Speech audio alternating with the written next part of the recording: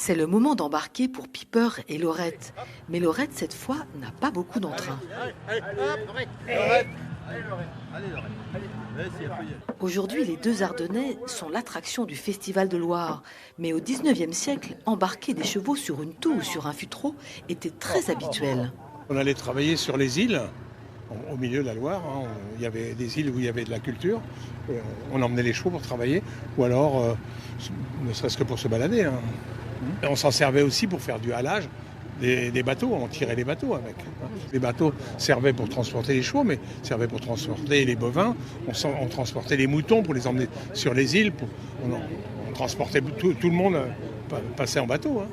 Voilà Piper et Laurette qui débarquent sur le Dhuy, tout à leur aise.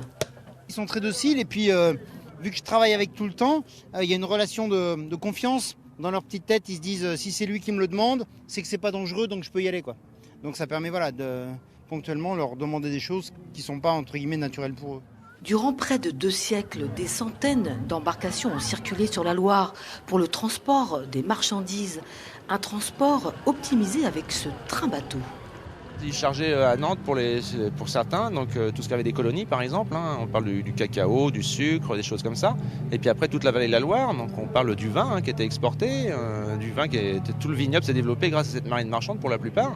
Après on parle aussi beaucoup des matériaux de construction. Alors pourquoi on parle de choses comme ça? C'est-à-dire du pas trop périssable?